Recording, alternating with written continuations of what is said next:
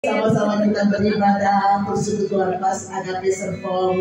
Dan hari ini juga Tuhan sudah berkati Ibu Maria boleh berulang tahun di hari ini tanggal 15 September. Itu semua karena kasih dan kemurahan Tuhan, anugerah besar melimpah atas kehidupan Ibu Maria, dan anugerah besar juga melimpah buat kita semua. Amin. Puji Tuhan, kita akan naikkan pujian penyembahan kepada Tuhan. Kita mau beri hati kita kepada Tuhan, biar kita mau memuji Tuhan, menyembah Tuhan dalam roh dan kebenaran, karena itu yang Tuhan kehendaki bagi kita orang-orang yang mengasihi akan Tuhan. Haleluya. Yesus Tuhan dan Allah kami. Haleluya, puji Tuhan. Haleluya, puji Tuhan. Yesus Tuhan dan Allah kami, Engkau yang menerima pujian, hormat dan kuasa, sebab Kau telah ciptakan segalanya.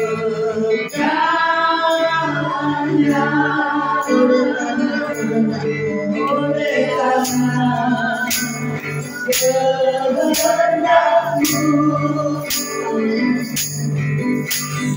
semuanya itu telah ada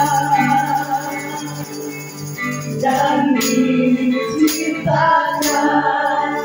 untuk kemuliaan-Mu. Kepujian-Mu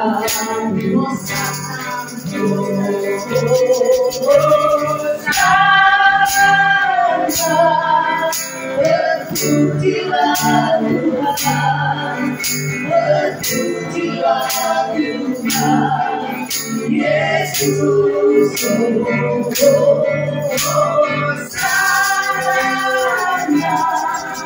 Berpujilah Tuhan, berpujilah Tuhan, Yesus Tuhan. Kita balik semua pujian ini. Yesus Tuhan dan Allah kami, Engkau yang menerima pujian, hormat dan kuasa, sebab Kau telah ciptakan segalanya.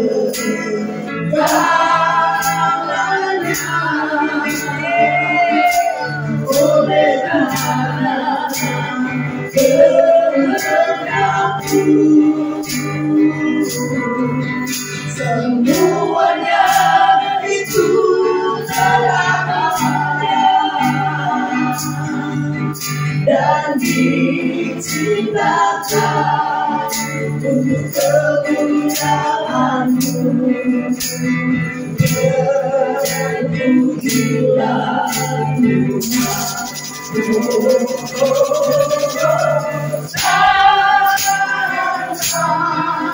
berpujilah Tuhan, berpujilah Tuhan, Yesus berpujilah Tuhan,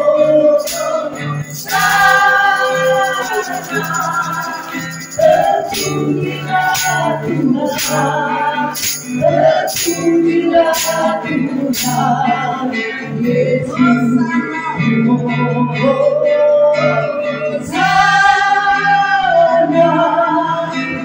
Berpujilah Tuhan, berpujilah Tuhan, Yesus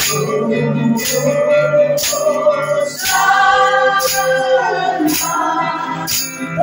Berpujilah Tuhan, berpujilah Tuhan, Yesus Tuhan dan Allah kami,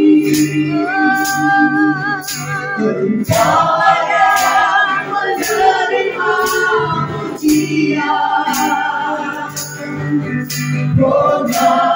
dan kuasa, sebab Kau telah ciptakan segalanya.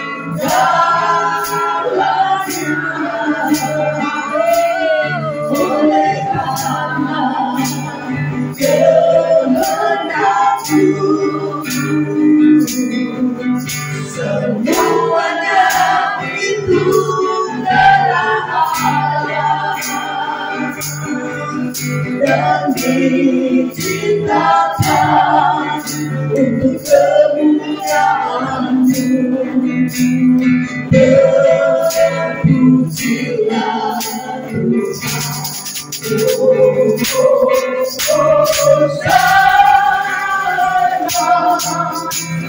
terpujilah Tuhan, terpujilah Tuhan Yesus. Terpujilah Tuhan,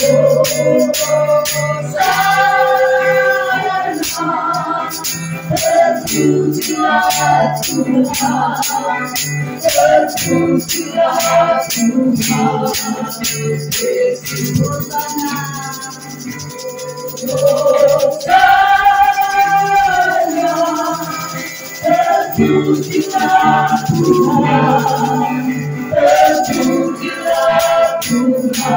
Tuhan Yesus.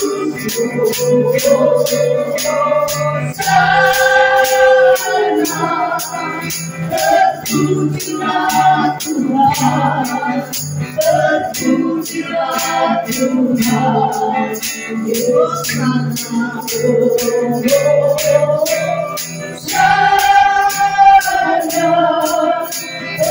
Terpujilah Tuhan, terpujilah Tuhan Yesus. Terpujilah Tuhan, terpujilah Tuhan Yesus. Terpujilah Tuhan, terpujilah Tuhan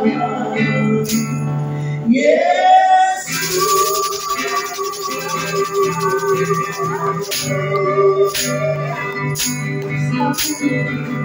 Terpuji Engkau Allah yang ajaib, terpuji Engkau Allah yang besar, Allah yang menciptakan langit dan bumi, Allah yang menciptakan seisi dunia ini.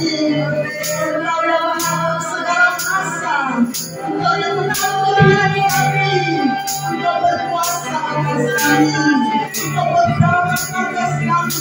Haleluya, tidak berat kami, ajar kami untuk melakukan setiap firman Tuhan.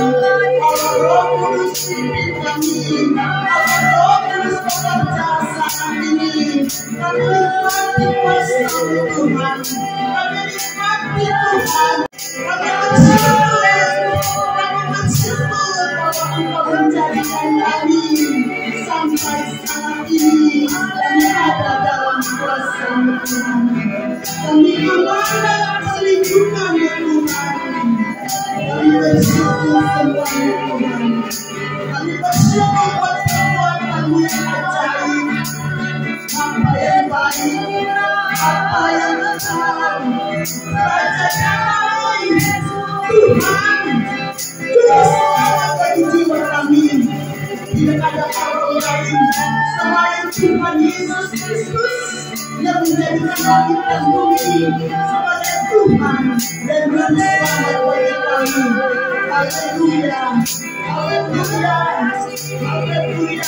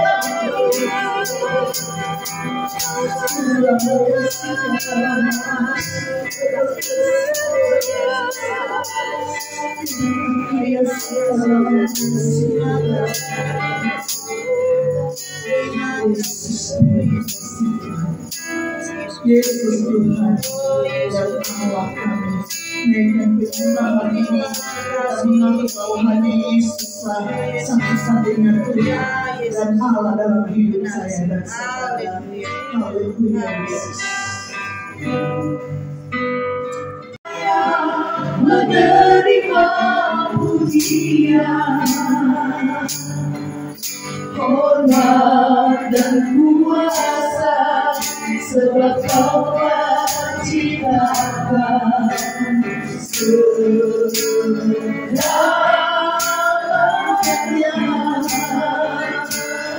Oleh karena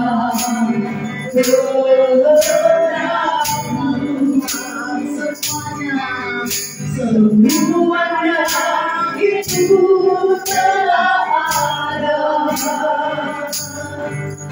dan diciptakan untuk kemuliaan-Mu.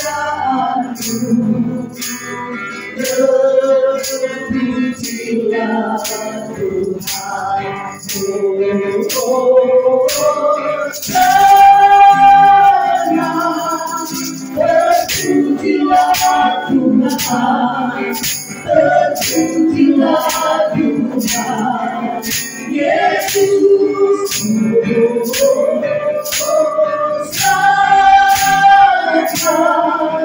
Terpujilah Tuhan, terpujilah Tuhan, Yesus. Tuhan, sekali lagi kita pujian.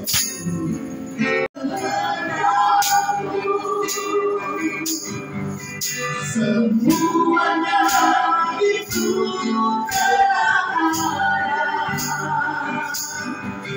dan diciptakan untuk kemuliaan-Mu. Terpujilah Tuhan.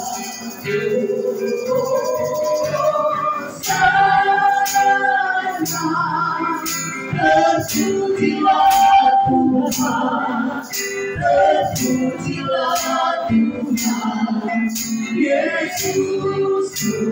Terpujilah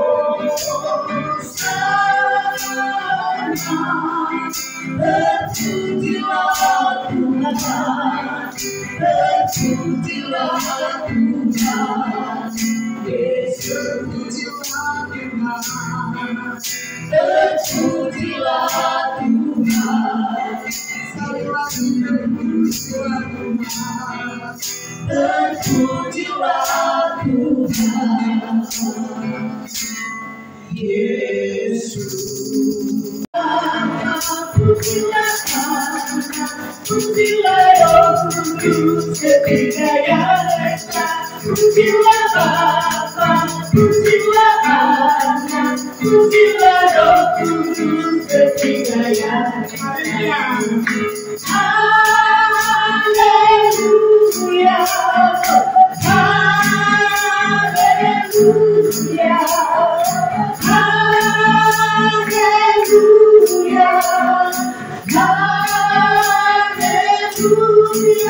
Bersaksi yang begitu Tuhan, bersyukur pada hari ini saya berkumpul kembali dengan saudara-saudara semua pada tetap semangat ya. Saya mau bersaksi kejadiannya baru semalam saudara. Jadi ceritanya itu suami saya itu malam tuh bersihin lubang kamar mandi, kan ada tutupnya tuh yang buat ngalir air dari kotoran supaya serangga nggak. Lagi dia bersihin terus dia ngerjain yang lain gitu. Habis itu dia balik kok tutupnya nggak ada. Jadi bingung gimana ya, coba dicari-cari nggak ada. Coba dia minta tolong saya, anak saya coba tolong liatin ya, siapa tahu mungkin di mana gitu. Udah dicari nggak ada sih, dari kamar mandi nggak ada, sampai nyari ke dapur gitu nggak ada juga. Mungkin siapa tahu kan dia buang kotoran ya taruh di mana gitu di dapur, nggak ada juga sih. Sampai malam, jadi dia juga agak guling-gulingan juga, heran katanya bisa hilang, aneh gitu. Nggak mungkin kayaknya barang itu mestinya kan ada. Jadi karena dia kan orangnya bersihan gitu, jadi takut serangga nanti kecoa naik ke lubang air kan, jadi dia mikir juga. Terus akhirnya pas udah malam saya bilang ya udahlah, doa aja, tanya sama Tuhan tolong di mana tunjukkan gitu. Saya bilang udah, saya pas mau tidur saya juga dalam hati ngomong ya Roh Kudus tolong tunjukkan di mana barangnya gitu. Udah pas mau tidur tiba-tiba saya pengen buang air kecil ke belakang. Nah pas di kamar mandi itu tiba-tiba di hati itu Tuhan ngomong, kamu lihat itu di bawah ember ada di situ, embernya penuh air kan, jadi kamu siram-siram dulu buat kencing buat apa, nanti baru kamu angkat embernya supaya nggak berat. Oh gitu ya dalam hati saya. Oh ya udah, jadi saya udah buang air kecil, saya siram-siram, saya angkat, bener ada di situ di bawah ember. Sampai segitunya loh, padahal kalau kita lihat sepintas nggak kelihatan itu di bawah ember, karena kan ember itu ada lubang dikit jadi pas gitu, nggak gajur. Kalau gajur kan kita lihat ada barang, ini nggak pas gitu, dan itu juga nggak kepikiran lah bakal ada di situ ya.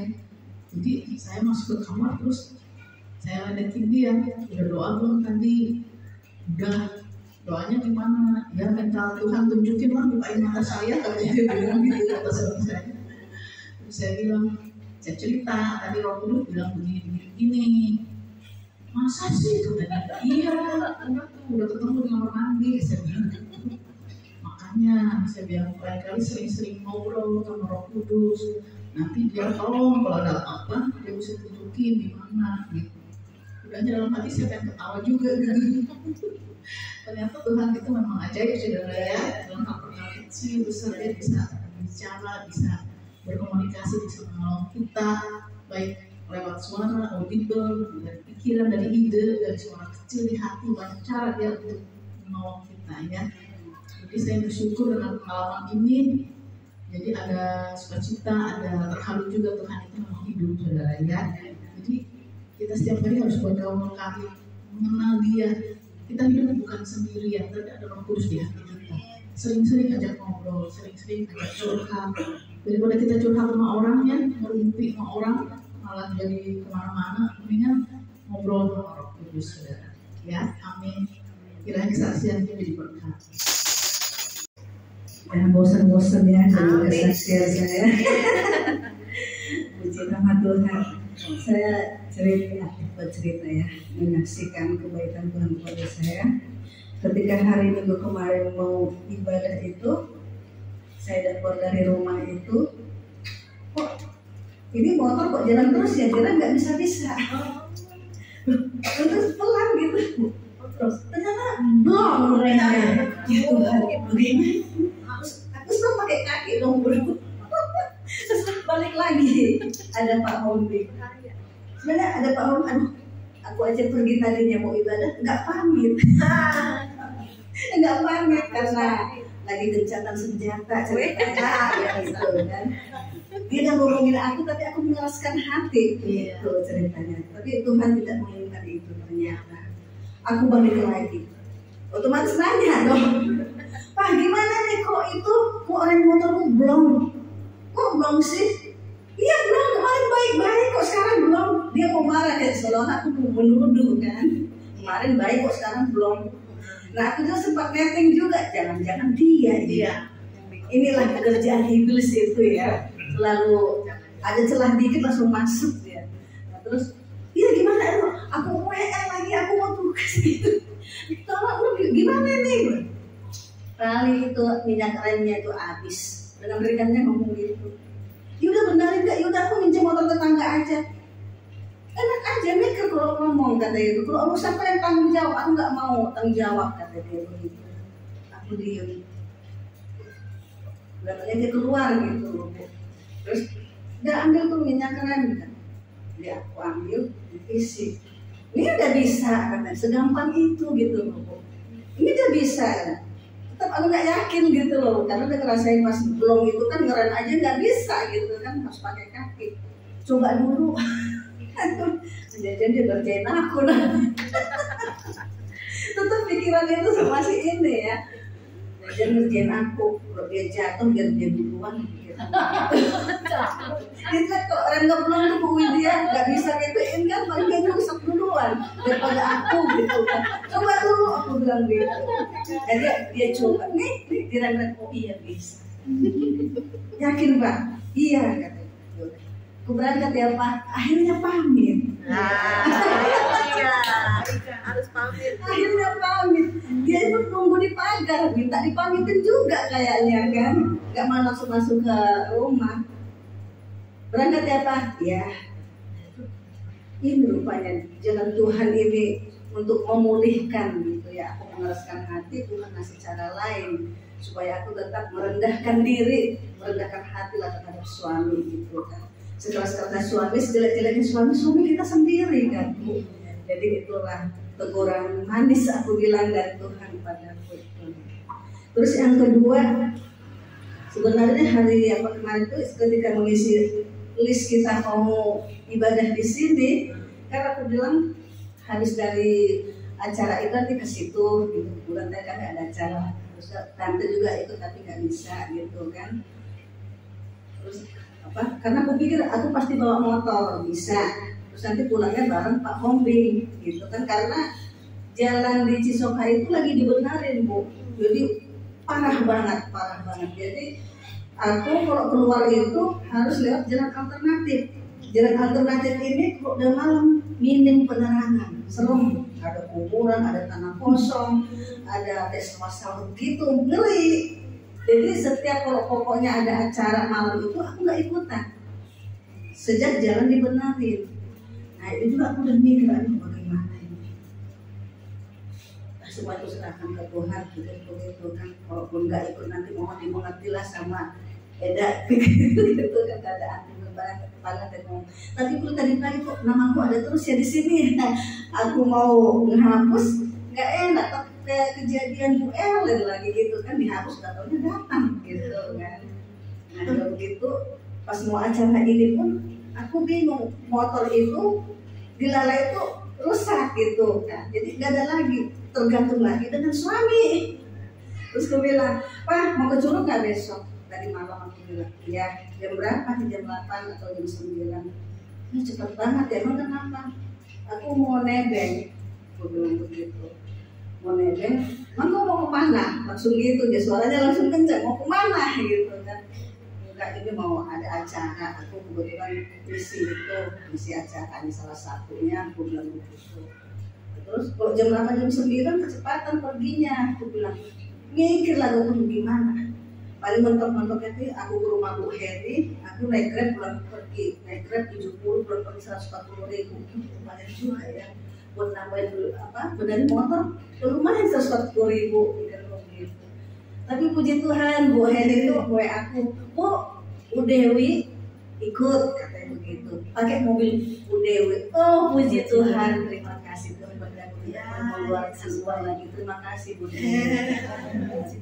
Terus kami datang, tadi aku tadi nggak kepikiran ya, gimana dalam hati tuh, mau nggak ya mereka pulang aja gitu. kalau aku nggak pergi nggak enak. Karena Bu Hana bilang dia bawa jiwa tadi ke acara tadi, berarti kan ngebonceng orang. Aku nggak bisa nebeng ke dia, seandainya Bu Dewi nggak bisa, aku mau nebeng dia gitu kan. Ternyata nggak bawa. Terus oh iya bang, ternyata aku aja pas aku pergi, mau nggak ke acara, ada ibu ketua kami loh, baik. Kemudian pas ulang tahun juga kita sama-sama berdoa juga di sana gitu. Boleh kata puji Tuhan. Ternyata Tuhan menggerakkan hati Bu Dewi dan mau juga datang ke sini. Jadi itulah aku bilang ternyata Tuhan itu baik menyediakan apapun yang kita butuhkan tempat. Yesus Kristus. Setiap kita ada kegiatan doa baik di rumah, di doa persekutuan gereja-gereja lokal, pasti kita berjumpa dengan Tuhan. Amin. Di Tuhan, saya langsung saja membaca firman Tuhan di Tesalonika, 1 Tesalonika 5. Ini ayat populer. Setiap ada ulang tahun pasti ini ayat ini biasa pasti keluar. Ayat yang paling populer di ulang tahun. Kita baca di 1 Tesalonika pasal 5 ayat 16 sampai 18. Saya akan baca, saudara kita simak di kitab masing-masing. Bersukacitalah senantiasa, tetaplah berdoa, mengucap syukurlah dalam segala hal, sebab itulah yang dikehendaki Allah dalam Kristus Yesus bagi kamu. Di sini ada 3 hal yang disampaikan oleh Rasul Paulus kepada jemaat di Tesalonika. Ini 3 hal yang sangat penting bagi orang Kristen, orang percaya di Tesalonika. Yang pertama dia mengatakan bersukacitalah, artinya bersukacita di dalam Tuhan. Dan kedua berdoa, tetaplah berdoa. Dan yang ketiga mengucap syukurlah dalam segala hal. Amin. Karena itulah yang dikehendaki Yesus Kristus dalam kehidupan kita, orang yang percaya kepada Tuhan. Saudara kesenangan Tuhan, kalau kita baca nasihat yang pertama di sini, bersukacitalah senantiasa. Ya, bersukacitalah senantiasa di dalam Tuhan. Kalau Filipi 4 ayat 4 3 kali Rasul Paulus berulang-ulang kali Rasul Paulus menyampaikan bersukacitalah. Kenapa dia mengatakan berulang kali sampaikan kepada jemaat di Filipi, bahkan di jemaat Tesalonika, karena sukacita itu sangat penting bagi kita orang percaya. Kalau kita bersukacita di dalam Tuhan, pasti kita, kalau kita mengerjakan segala sesuatu, ya, pasti Tuhan selalu berikan keringanan. Kalau kita bersukacita sungguh-sungguh kepada Tuhan, bersukacita di dalam Tuhan, pasti Tuhan melepaskan semua beban-beban kehidupan kita. Sukacita itu bisa melepaskan beban-beban kita. Amin. Kita berdoa harus dengan sukacita, beribadah dengan sukacita, bekerja dengan sukacita. Meskipun ada beban-beban, ya kita kerjakan. Kalau kita bersukacita dalam Tuhan, pasti beban itu terlepas dalam kehidupan kita orang percaya kepada Tuhan. Ada satu jemaat akan di Bangka, dia seorang petani, seorang jemaat. Dia kalau di kebun kadang-kadang 1 hari, pagi-pagi pulang sore, kerja keras sudah ibu-ibu. Tapi sambil dia nyanyi-nyanyi dengan sukacita, dia mengatakan, Om, saya di kebun dalam kerja berat.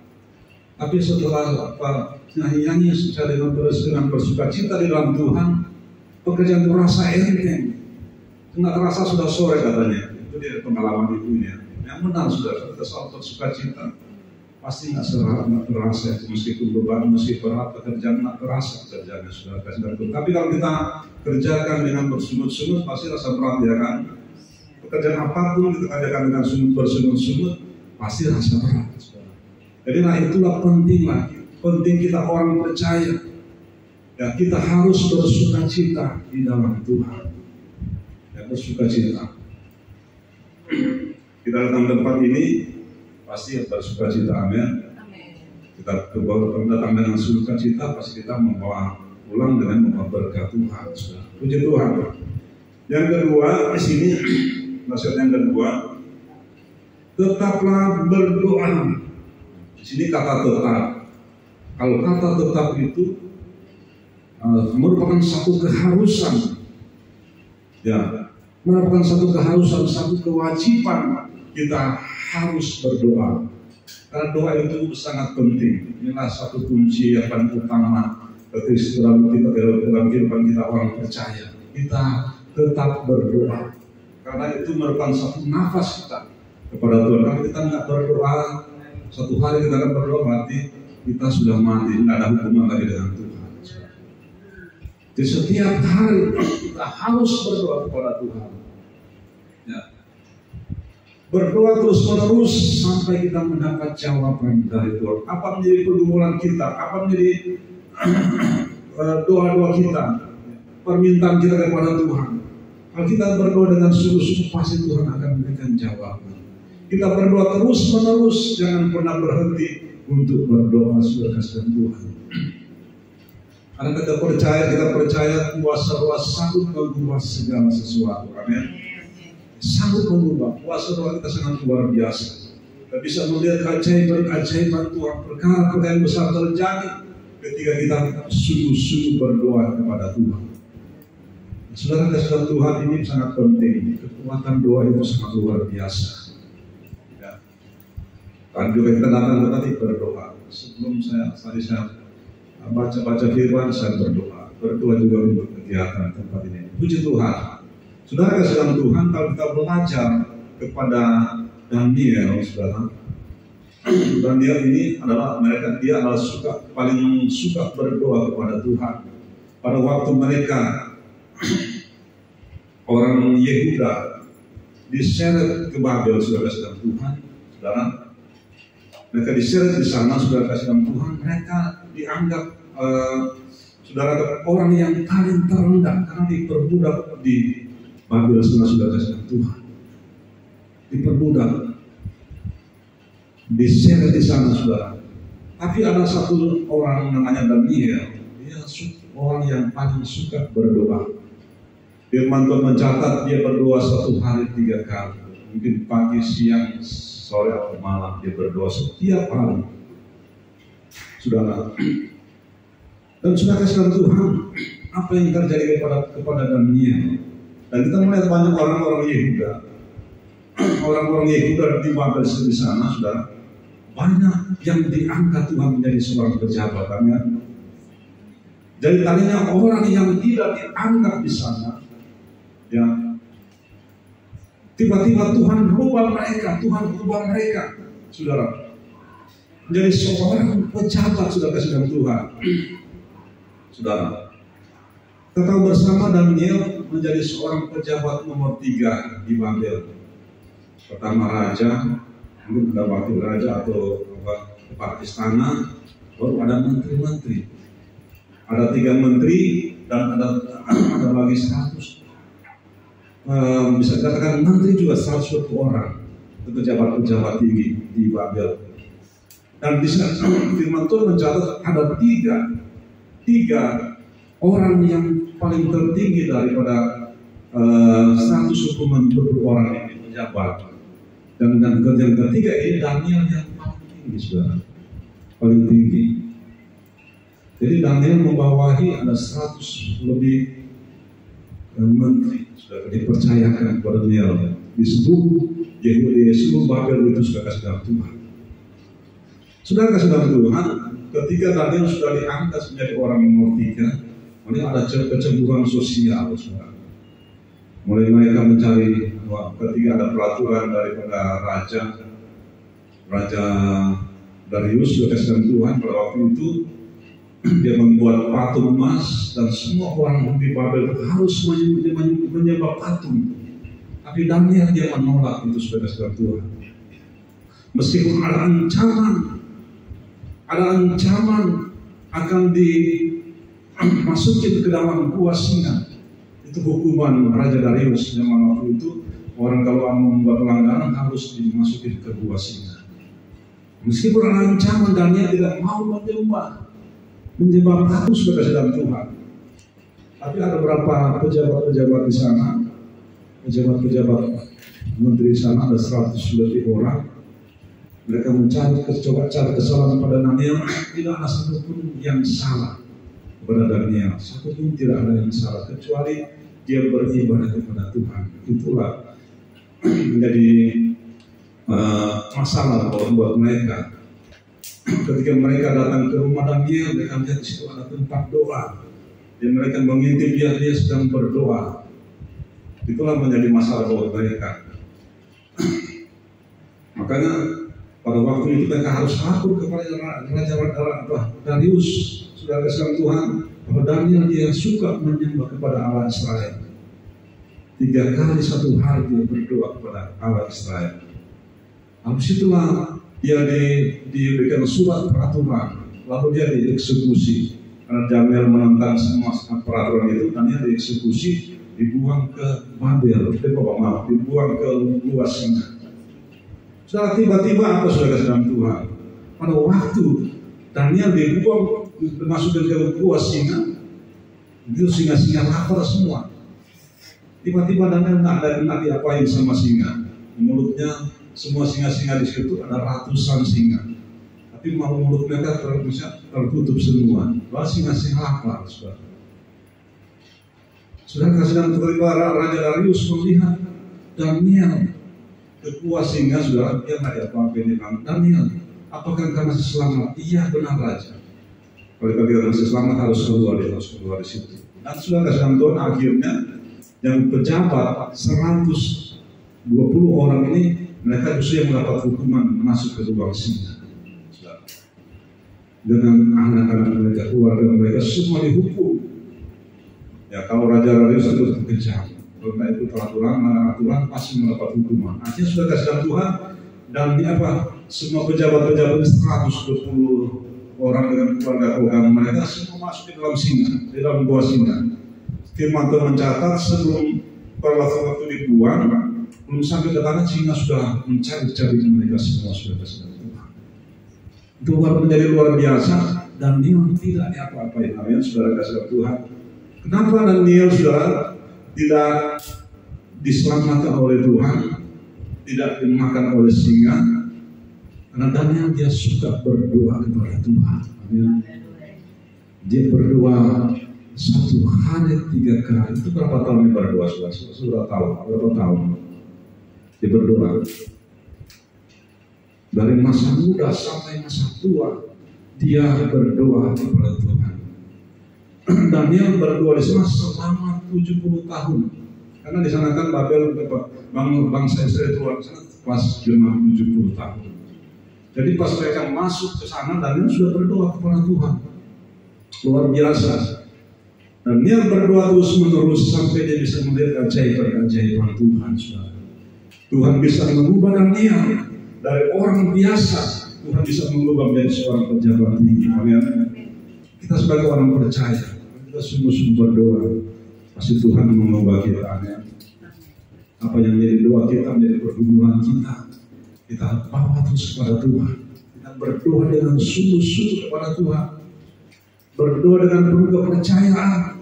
Firman Tuhan mengatakan, bahwa siapa berdoa kepada Tuhan dengan penuh kepercayaan kepada Tuhan, kita akan menerima jawaban dari Tuhan, saudara. Asalkan kita sungguh-sungguh berdoa dengan penuh kepercayaan. Matius pasal 22 ayat 1 mengatakan berdoa dengan sungguh-sungguh, berdoa dengan penuh keyakinan. Kita bisa melihat keajaiban Tuhan bekerja, berkarya di tengah-tengah kehidupan kita orang percaya. Terlebih keluarga kita, pribadi-pribadi kita berdoa kepada Tuhan. Saudara, di akhir zaman ini sudah sangat mendekat, saudara. Kita melihat banyak kejadian-kejadian, khususnya di negara kita, rasa di luar negara kita. Nah, beberapa minggu yang lalu ada peristiwa terjadi eskalasi di negara kita di berbagai kota. Ada kerusuhan, katanya mau demo, saudara. Kalau mau demo kan harusnya jangan bawa alat-alat itu kan, alat-alat perang. Mereka demo sudah bawa bensin dari rumah, demo sudah bawa alat-alat gergaji buat besi, bawa barang-barang tajam. Jadi ada yang ada orang yang provokator, memprovokasi masyarakat. Saudara-saudara Tuhan, sampai ada tanya kayaknya orang memprovokasi, kan orang Cina kan muncul namanya orang Cina, saudara. Nah, terus berjemaah di sana di Asia, takut, saudara, takut. Ternyata disebut-sebut orang Cina, terus kemana ke Bang Mayal, kamu kan orang Manado. Orang Manado kelihatan Cina, kamu orang tanya, kamu orang apa? Kalau tanya, saya orang Manado, kawan. Maksudnya kita jangan tinggal diam ketika kita diutus oleh Tuhan. Bilangnya kita orang luar. Kalau tanya kamu orang Cina, bukan orang Indonesia, kita KTP saya orang Indonesia. Tunjukin ada KTP kita. Jadi kita perlu banyak berdoa untuk negara kita supaya kasih Tuhan, ya, supaya negara kita selalu aman, saudara. Memang saudara ada banyak pejabat-pejabat yang tidak disukai oleh masyarakat, tidak semua kan. Jadi di eksekutif, di legislatif, tidak semua, ada satu orang. Ya, puji Tuhan, kita berdoa untuk bangsa kita supaya bangsa kita dipulihkan oleh Tuhan, ekonomi kita dipulihkan oleh Tuhan. Kita berdoa semua gereja-gereja Tuhan supaya aman, supaya kasih Tuhan. Ya. Jadi ini firman mengatakan kita harus tetap berdoa. Amin. Setiap hari tidak boleh tidak. Ini merupakan satu keharusan. Setiap pada kesempatan kita berdoa. Amin. Tuhan yang bagian terakhir, mengucap syukurlah dalam segala hal, sebab itulah yang dikehendaki Allah di dalam Kristus Yesus bagi kamu.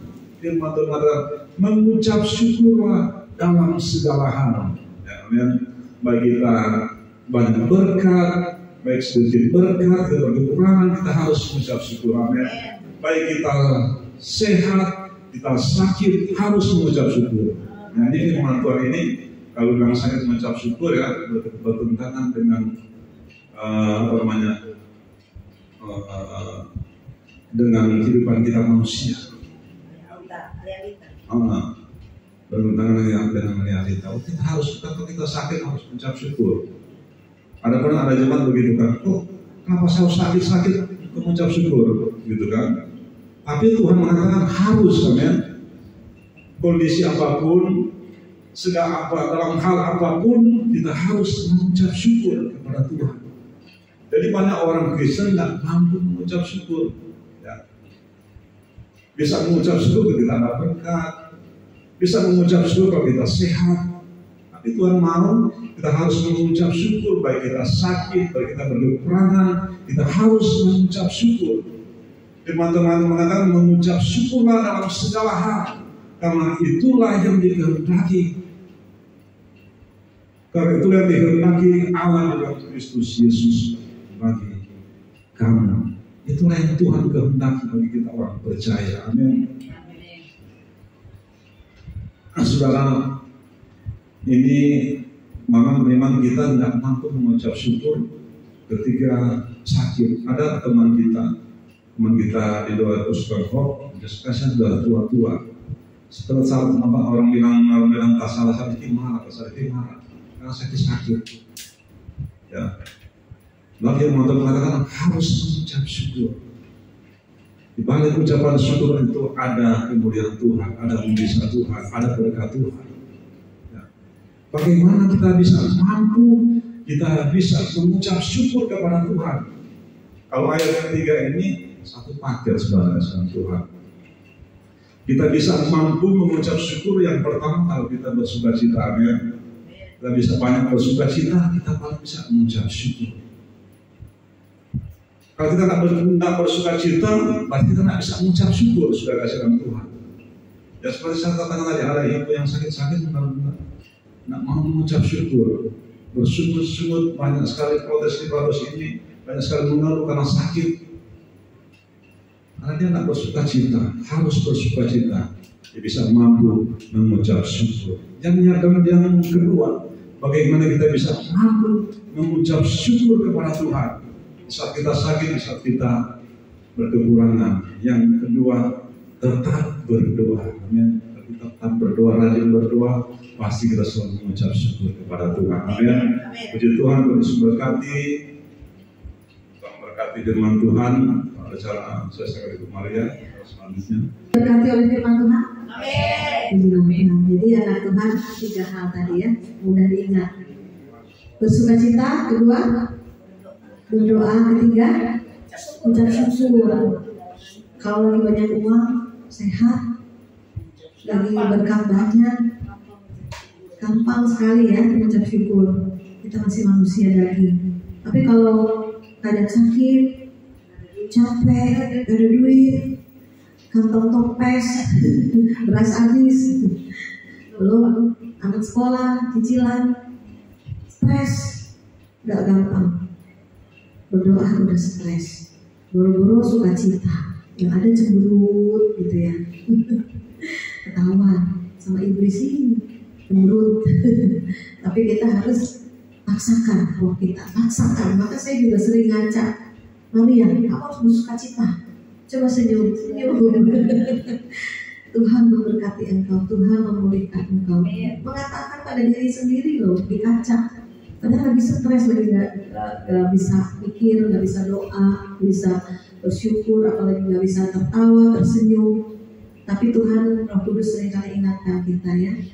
Puji nama Tuhan, hari ini saya berulang tahun yang ke-56. Ya, saya sangat bersyukur banyak teman-teman di dalam pelayanan.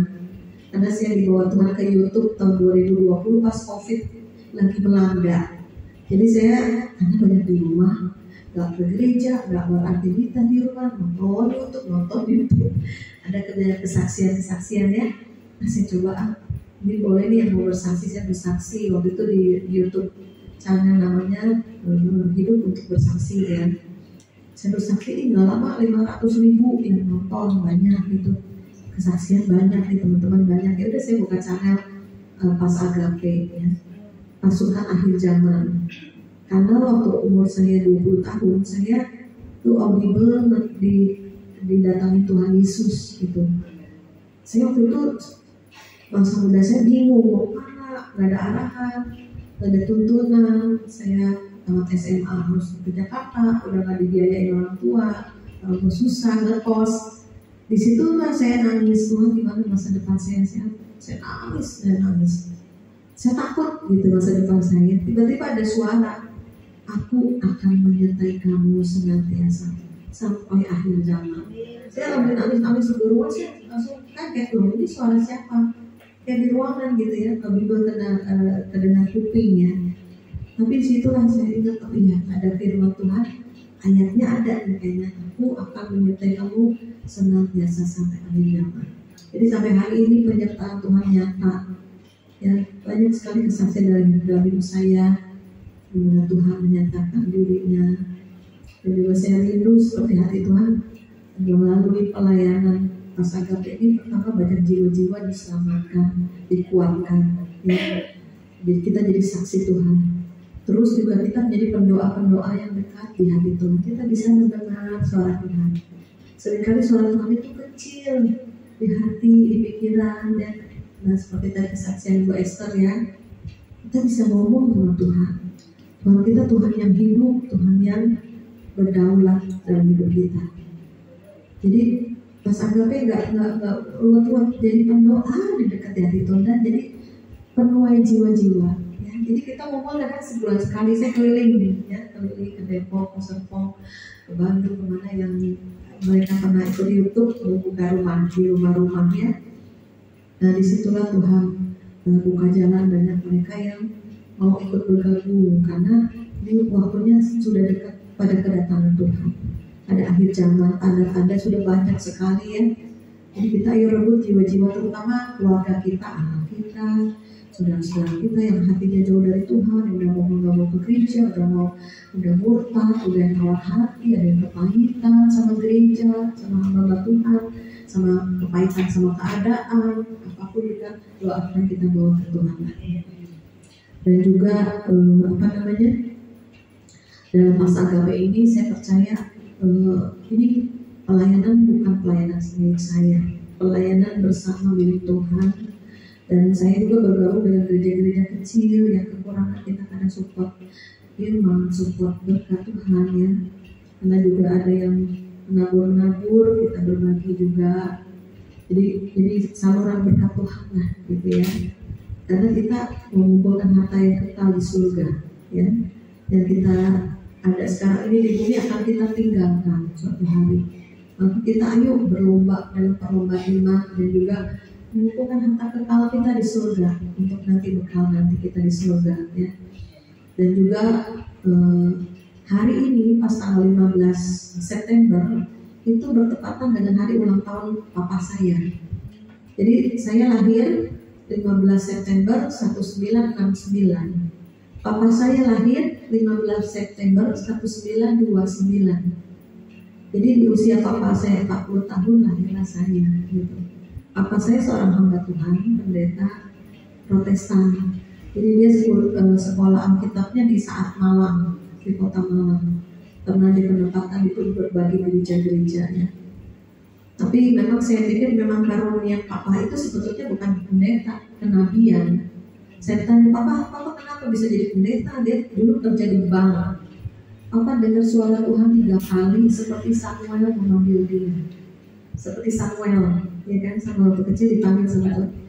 Papa mendengar suara Tuhan itu sampai 3 kali. Makanya dia sekolah Alkitab. Saat meninggalnya pun papa saya didatangi malaikat Tuhan, nulis di tembok huruf Cina, gitu ya, bahwa engkau akan pulang meninggal. Dan diperlihatkan peti mati. Apa sih cerita sebelum dia pulang gitu. Jadi karunia karena penglihatan, perbuatan itu memang berjalan ya di dalam pas agape ini. Banyak pendoa-pendoa yang diberikan karunia, penglihatan, audible, apapun yang dari Tuhan itu disampaikan ya untuk orang semakin kuat, semakin imannya teguh. Atau untuk pribadi keluarga juga ada tuntunan Tuhan pasti ada ya. Jadi kita dekat aja sama Tuhan, nanti Tuhan kasih penglihatan, mimpi, arahan apa sih juga suka bilang Tuhan mau ngomong apa lagi ya di YouTube pas agape gitu. Tuhan mau mensiarkan apa nih gitu kan.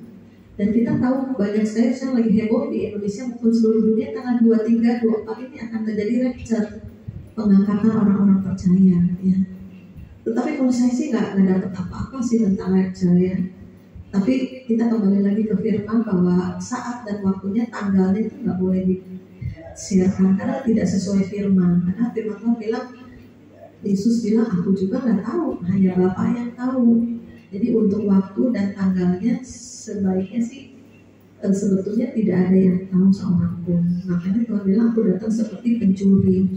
Jadi mau nggak mau kita siap-siap selalu senantiasa berjaga-jaga dan berdoa, bereskan hati, buang semua sampah, bertobat sungguh-sungguh, sehingga Tuhan datang dalam hidup kita. Atau besok kita meninggal pribadi, lepas pribadi, kita nggak ada yang tahu ya kan. Atau juga mungkin rapture sama-sama ya kan, kita menyongsong Tuhan di awan-awan, itu juga bisa kalau hati kita sudah siap ya. Jadi pas agape terus maju dari berbagai denominasi, dari berbagai gereja, bahkan kita juga banyak juga orang-orang yang Buddha, yang Muslim percaya Yesus. Nanti kita arahkan di gereja-gereja dan mereka untuk dibaptis dan dimuridkan. Jadi kita bekerja sama dengan kelompok doa mana, gereja mana, apapun juga gitu ya. Jadi enggak hanya agape doang, membesar nama agape enggak. Itu semua pelayanan milik Tuhan ya. Yang mau bergabung ya udah minta doa, minta jiwa-jiwa tiap hari Tuhan, minta jiwa-jiwa, minta tuayan. Tiba-tiba saudara ibu kita ke pasar kemana bisa ngobrol sama orang, ayo kamu tuh udah jauh dari Tuhan, ayo percaya Yesus. Saya membantu dua juga ya di rumah anak, saya juga ajak ayo kenal Yesus. Saya ngomongin pelan-pelan tentang Yesus itu siapa. Nanti suatu saat Roh Kudus yang bekerja ya kan. Mereka nanti iya ya Tuhan Yesus itu juru selamat ya. Iya. Jadi kita harus bersaksi lah, bisa ngomong, mendoakan juga mereka ya, kasihan mereka berjalan dalam kegelapan, dalam kekosongan ya. Dan juga setiap kita adakan acara juga kita adakan saling mendoakan pengurapan, perjamuan kudus. Nanti perjamuan kudus juga kan di rumah-rumah. Kalau terjadi malapetaka, terjadi perang, terjadi kayak COVID, terjadi lagi misal bencana, apa semua nanti doa di rumah-rumah, kembali kepada gereja mula-mula di rumah-rumahnya. Saya percaya bahwa kita harus kuat pada saat kita percaya roti dan anggur ini tubuh dan darah Yesus. Pada saat kita makan dan minum itu ada kekuatan rohnya Tuhan ya. Yuk kita bangkit berdiri, nanti kita perjamuan kudus dan kita nanti saling mendoakan ya. Mulia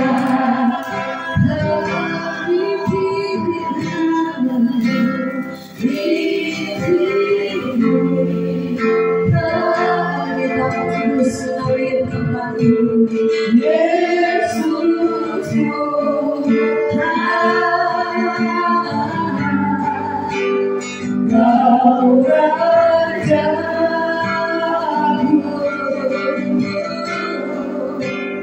yang bertahta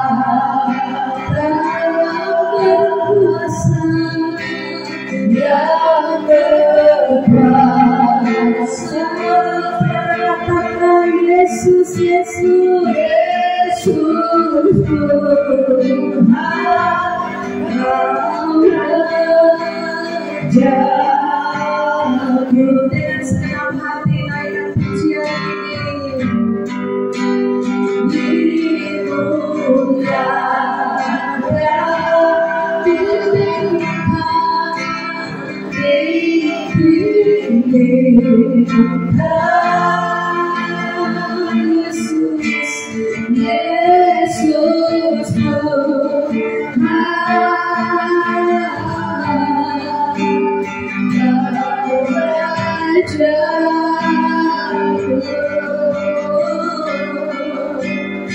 Yang bertahta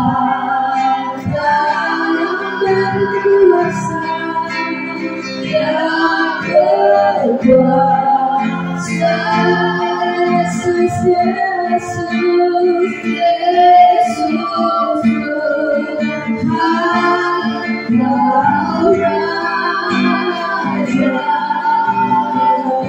Saudara kita semuanya, tidak ada dosa kesalahan. Sebelum kita bersatu dengan tubuh dan darah Yesus, roti ini yang menjadi tubuh dan darah Yesus, menjadi kekuatan roh, menjadi kesembuhan, menjadi pemulihan, menjadi mujizat-mujizat nyata. Kami percaya Tuhan, pada saat kami bersatu dengan tubuh dan darah-Mu, kami memperoleh bagian dalam penderitaan Tuhan. Kami memperoleh bagian dalam kemenangan dan kebangkitan-Mu Tuhan.